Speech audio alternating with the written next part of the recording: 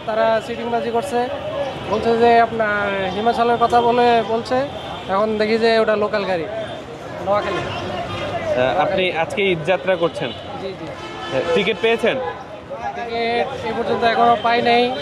একটা গাড়িতে উঠছি, সেটাও আবার তারা সিটিংবাজি করছে, বলছে যে আপনার হিমাচলের কথা বলছে। এখন দেখি যে ওটা লোকাল গাড়ি।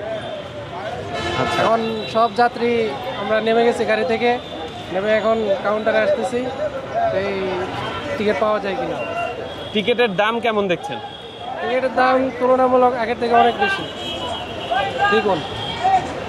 তাদের সাথে কথা বলাতে এই বিষয়ে কোনো পদক্ষেপ তারা নিয়েছে কাউন্টারের লোকজন বা কাউন্টার থেকে টিকিট বাড়তি, টিকিটের দাম বাড়তি। কাউন্টার থেকে টিকিট পাওয়া যাচ্ছে না? টিকিটের দাম বাড়তি, এখন টিকিট পাওয়া যাচ্ছে না এবং টিকিটের দামও বাড়তি। আসসালামু আলাইকুম। যে যাত্রীদের সাথে কথা বলে আমরা যতটুকু জানতে পারলাম যে তারা অভিযোগ করছে যে এই বছর টিকিটের দাম বা এখন টিকিটের দাম অনেকটাই বেশি নেওয়া হচ্ছে, এর কারণটা কি? আমার জানা মতো এরকম কোনো অভিযোগ আমরা পাইনি। আর আমরা সাধারণত বিআরটিসি অনুমোদিত যে ভাড়াটা ওইটাই আমরা নেই, ব্যতিক্রমে 1 টাকা আমরা বেশি নিই না ইনশাল্লাহ। আমি জিজ্ঞেস করে আসলাম, সাধারণত যেই ভাড়া 500 টাকা, উনি আমার সাথে অফ ক্যামেরাতে সেটা আমার কাছে চেয়েছে 700 টাকা। এরকম অনেক সময় দেখা হয় কি, লোকাল গাড়িগুলো যেগুলো সাধারণত লোকাল গাড়ি আছে ওরা 2 টাকা বেশি নিতে, এটা আমরা এই বিষয়ে আমরা অবগতি না। তো যেগুলো ব্র্যান্ডের গাড়ি বা ভালো মানের গাড়ি, এরা কোনো সময় যাত্রীর কাছ থেকে 2 টাকা বেশি নিবে না।